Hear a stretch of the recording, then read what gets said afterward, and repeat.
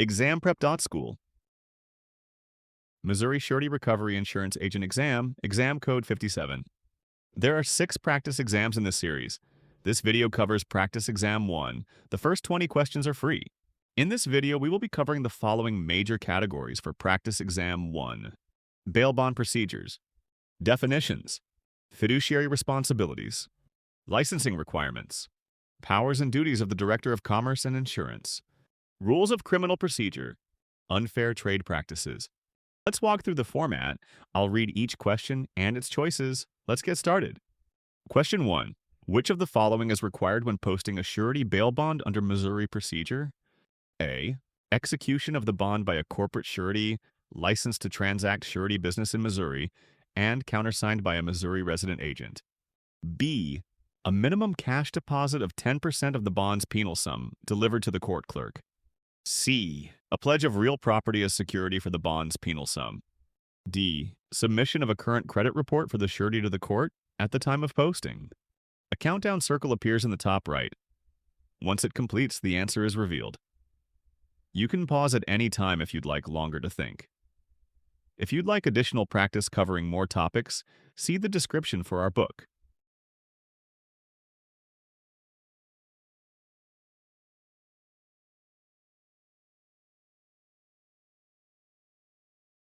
The correct answer is A. The correct answer is execution by a corporate surety licensed in Missouri and countersigned by a resident agent, as required by Missouri statutes governing surety bail bonds. None of the other options are mandated. Reason B is not correct. Missouri law does not require a cash deposit percentage when posting a surety bail bond. Reason C is not correct. While collateral may secure bond obligations, no real property pledge is statutorily mandated for posting. Reason D is not correct. Missouri statutes do not mandate submission of a credit report at bond posting. Question 2. When a defendant is in custody, which action must be taken for a surety bail bond to secure the defendant's release under Missouri procedure? A. File a certified copy of the bond with the circuit clerk within 24 hours of posting. B. Serve written notice upon the plaintiff's attorney before the defendant's discharge. C. Deposit the bond's penal sum with the county treasurer and notify the facility by mail.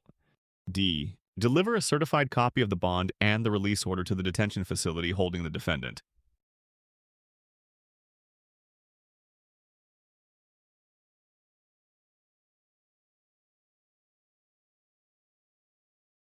The correct answer is D. The correct action is delivering a certified copy of the bond and release order to the detention facility, as required to effectuate the defendant's release. The other options do not satisfy Missouri's custody release procedures. Reason A is not correct.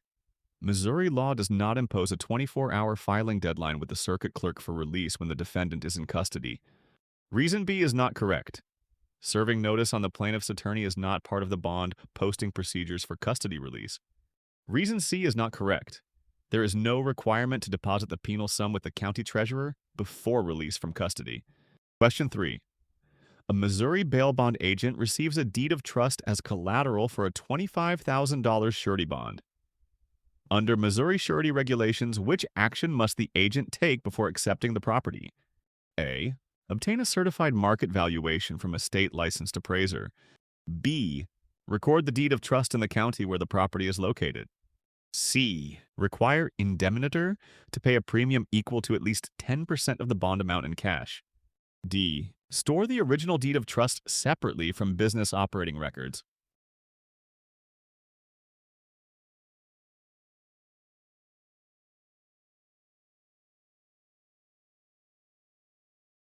The correct answer is A.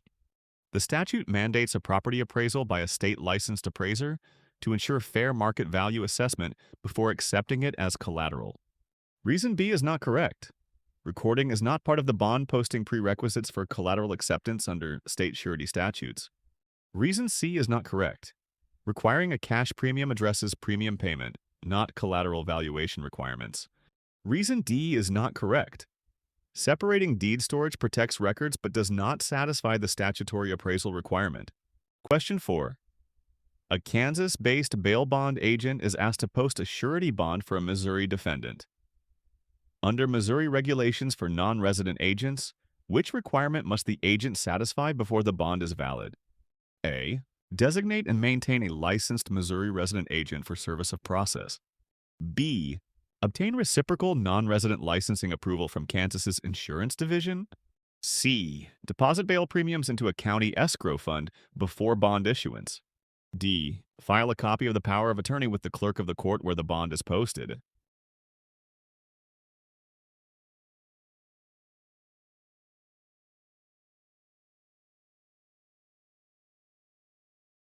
The correct answer is A.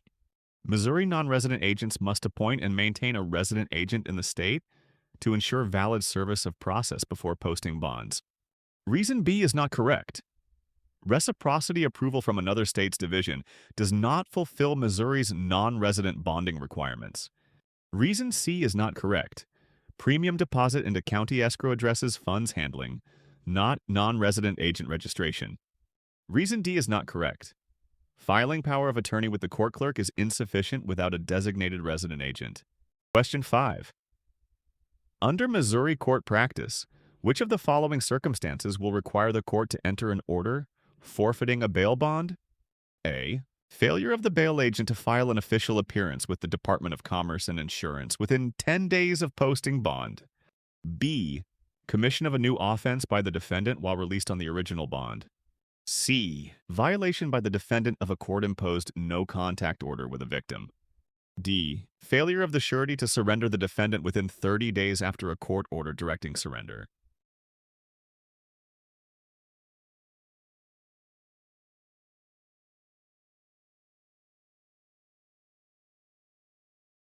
The correct answer is D. This option is correct because Missouri law mandates bond forfeiture when the surety does not deliver the defendant within the statutory period following a court surrender order. Reason A is not correct. This requirement relates to licensing compliance, not to the actions that trigger bond forfeiture under Missouri procedural rules. Reason B is not correct. Bond forfeiture in Missouri is not automatically triggered by new charges. It focuses on non-appearance or surety non-compliance. Reason C is not correct. A breach of a no-contact order may lead to revocation of release but is not among the specific triggers for bond forfeiture under Missouri law. Question 6. After a defendant fails to appear, the circuit court clerk files a notice of bond forfeiture. The surety receives this notice and takes no action. Under Missouri bail bond procedures, which filing formally triggers the bond forfeiture? A. Notice of non-appearance filed by the court clerk. B. Motion to set aside forfeiture filed by the surety. C. Notice of bond forfeiture filed by the court clerk. D. Order exonerating bail filed by the judge.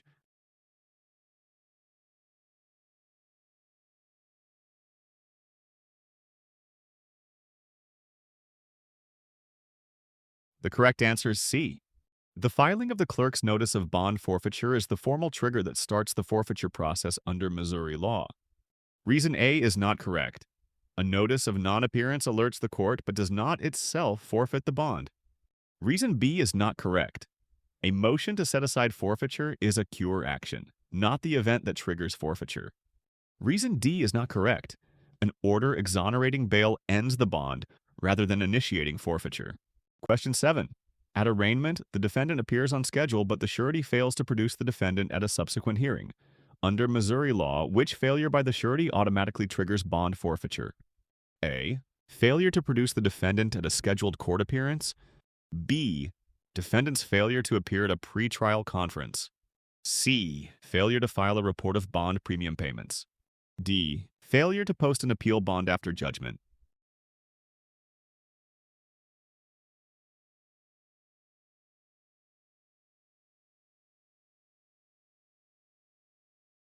The correct answer is A. Under Missouri bail bond rules, a surety's failure to produce the defendant at any required court appearance automatically forfeits the bond. Reason B is not correct. A pretrial conference is not a triggering appearance for forfeiture under standard bond terms. Reason C is not correct. Reporting premium payments is a record-keeping duty, not a forfeiture trigger.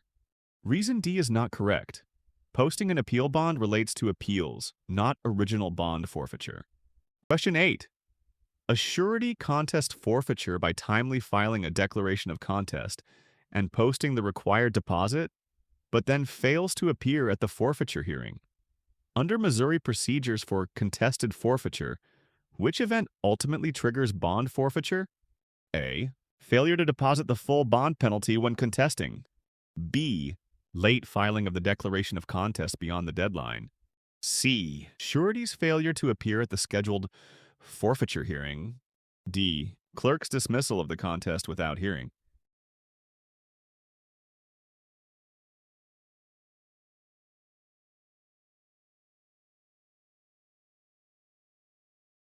The correct answer is C. When a forfeiture is contested, the bond remains in effect until the forfeiture hearing. Failure to appear at that hearing triggers final forfeiture. Reason A is not correct. Depositing the penalty is required to contest, but failure to appear at the hearing is the ultimate forfeiture trigger. Reason B is not correct. A late contest filing prevents contest, but the hearing no-show is the direct trigger in this scenario. Reason D is not correct.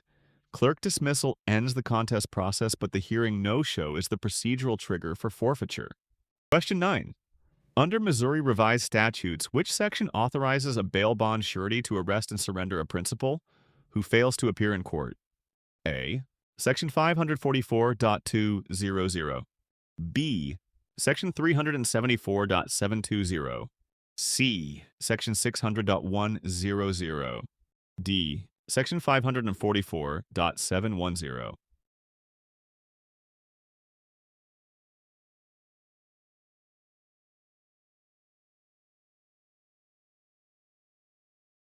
The correct answer is B.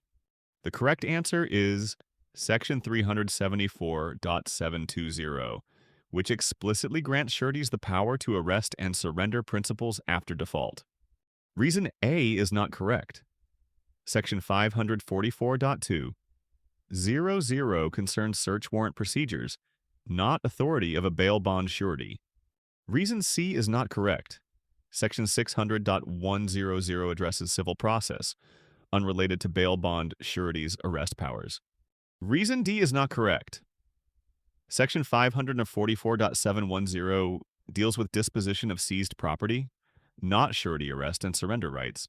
Question 10. According to Missouri law, a bail bond agent, as a private person, may use what degree of force when arresting a bond principal? A. Any force necessary. B. Reasonable force only. C. Deadly force if principal threatens harm. D. Nonviolent means exclusively.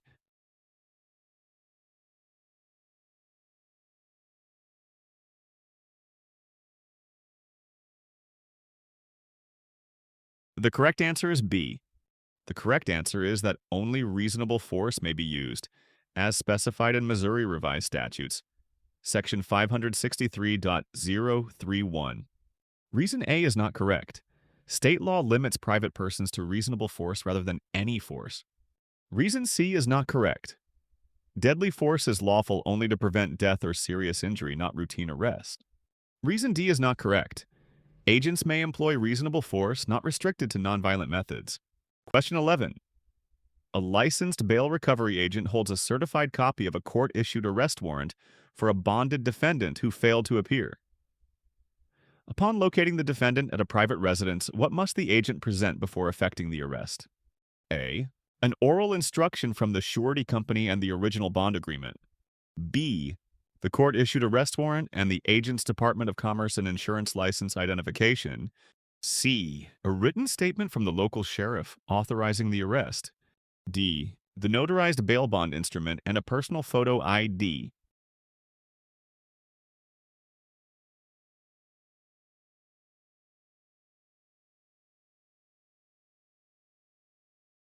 The correct answer is B. The agent must display the arrest warrant issued by the court and present the official license ID issued by the Department of Commerce and Insurance before arresting the bonded defendant. Reason A is not correct. Oral instructions from the surety and the bond agreement alone are insufficient to grant arrest authority under Missouri law. Reason C is not correct.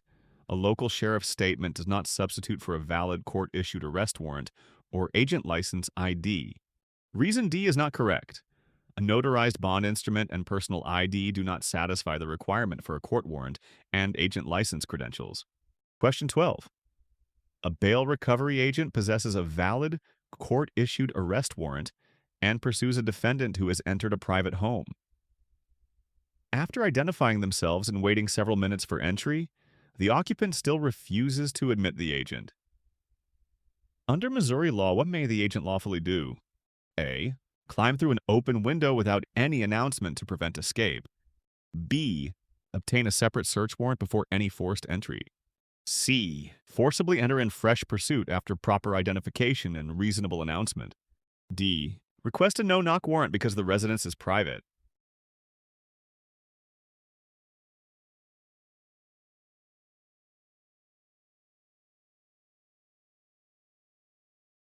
The correct answer is C.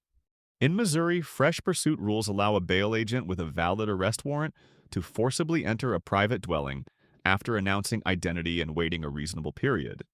Reason A is not correct. Missouri law requires announcing identity and opportunity to admit. Unannounced window entry violates procedural rules. Reason B is not correct. An arrest warrant authorizes entry for arrest. A search warrant is not required for that purpose under fresh pursuit provisions. Reason D is not correct. No-knock warrants are for exceptional circumstances and are not automatically required for arrest warrant entry. Question 13. Under Missouri revised statutes governing bail bond procedures, which event obligates the court to exonerate the surety and discharge the bond? A. Court-approved revocation of the bail bond at the surety's request. B. Non-appearance by the principal following a court-ordered notice. C. Entry of final judgment or dismissal of the case against the principal. D. Automatic lapse of the bail bond 1 year after posting without resolution.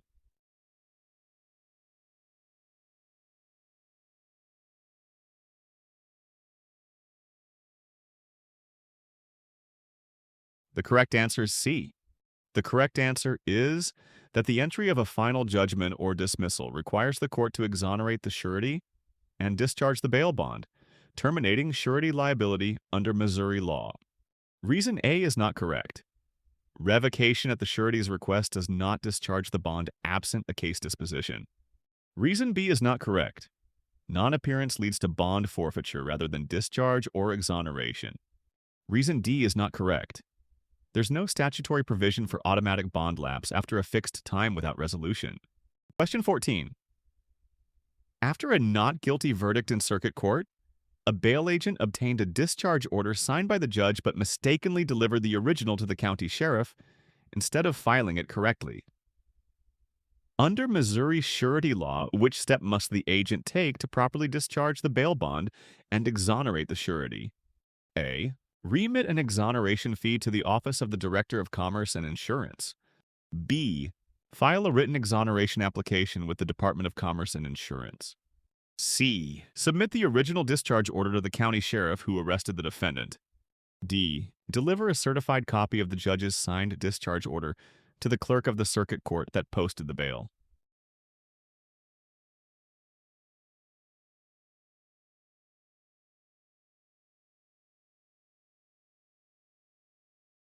The correct answer is D.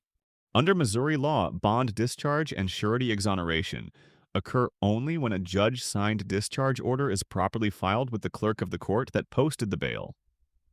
Delivering a certified copy to that clerk fulfills the filing requirement. Reason A is not correct. There is no statutory exoneration fee remitted to the director's office for bond discharge. Court filing is the determinative action. Reason B is not correct. Filing with the Department of Commerce and Insurance is an administrative step not required for court-ordered bond exoneration. Reason C is not correct. Submitting the order to the sheriff does not satisfy the requirement to file it with the court clerk who oversees bond records. Question 15. Under Missouri revised statutes, which of the following best constitutes the statutory definition of a surety recovery agent? A. An individual appointed by a bail bond insurer to investigate and process claims under forfeited bonds. B. An individual licensed to apprehend and surrender an arrested principal who has failed to appear. C. An attorney authorized to argue bond forfeiture motions on behalf of a bail bond surety in court. D. A certified public adjuster designated to settle financial liabilities of a licensed bail agent's unpaid debts.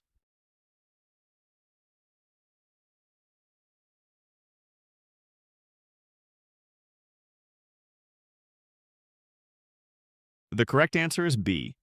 The correct answer is the statutory language defining a surety recovery agent as an individual licensed to apprehend and surrender a principal who has failed to appear. Reason A is not correct. Investigating and processing forfeiture claims is not part of the statutory role of apprehending and surrendering principals. Reason C is not correct. Acting as an attorney in court goes beyond the limited licensing purpose focused on recovery and surrender. Reason D is not correct. Handling financial settlements for unpaid debts is unrelated to the recovery agent's statutory duties. Question 16.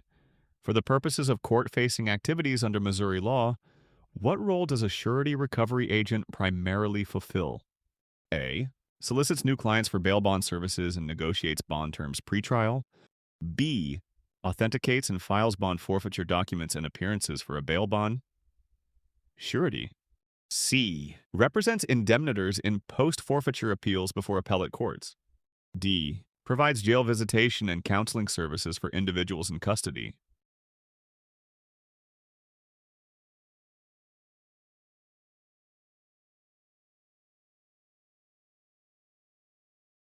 The correct answer is B. The correct answer is that a surety recovery agent handles court filings and appearances related to forfeiture on behalf of the surety. Reason A is not correct. Soliciting clients and negotiating bond terms falls under bail agents, not recovery agents focused on court processes. Reason C is not correct.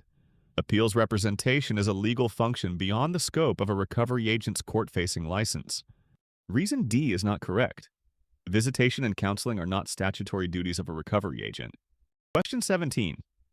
A bail bond agency hires an independent contractor who visits defendants at their residences to collect scheduled premium payments on existing bonds.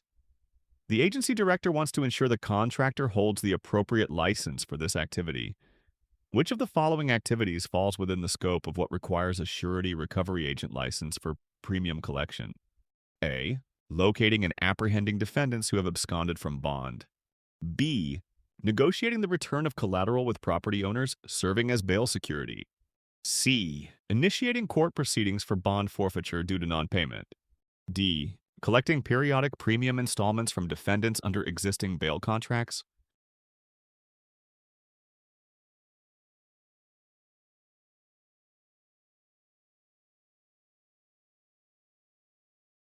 The correct answer is D.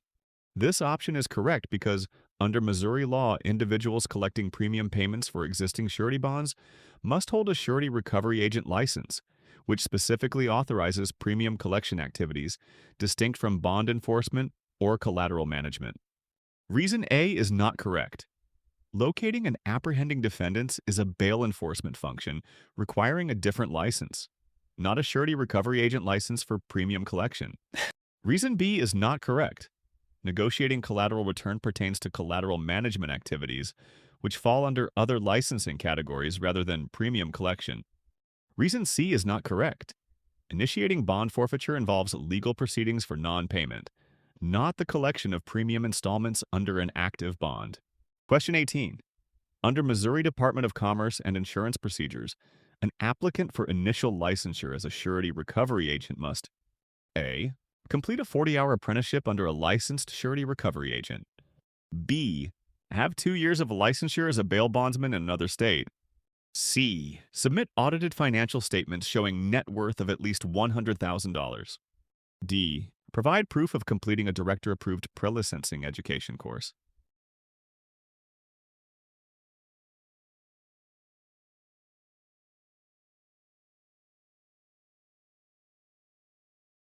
The correct answer is D. The correct answer is to provide proof of completing a director-approved pre-licensing education course because Missouri DOI rules require applicants to complete an approved course before licensure. Reason A is not correct. Missouri DOI does not impose a 40-hour apprenticeship requirement for initial surety recovery agent licenses. Reason B is not correct. Missouri does not require 2 years of out-of-state bail bondsman licensure for surety recovery agent applicants. Reason C is not correct. Audited financial statements and net worth thresholds are not mandated for initial surety recovery agent licensure in Missouri. Question 19. Which attestation must an applicant include when applying for initial licensure as a surety recovery agent under Missouri Department of Commerce and Insurance rules? A. Attest to maintaining continuous Missouri residency for the past 5 years. B. Attest to having no felony convictions or crimes of moral turpitude. C. Attest to possessing a net worth of at least $50,000. D. Attest to never having been denied any type of insurance coverage.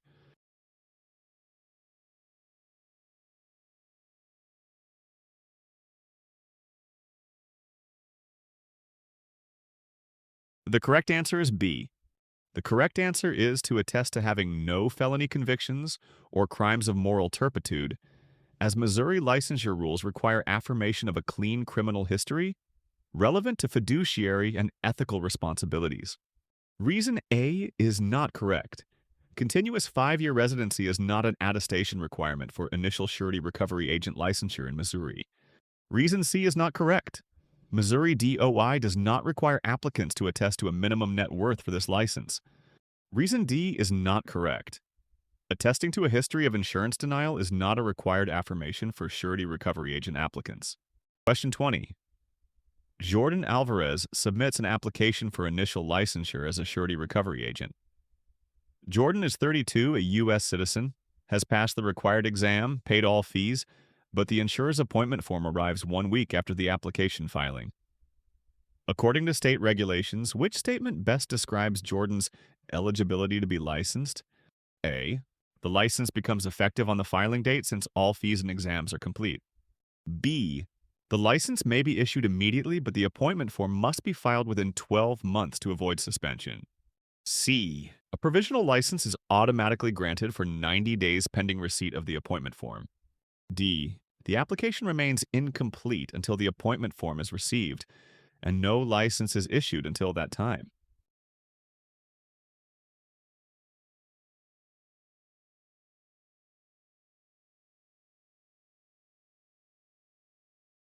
The correct answer is D.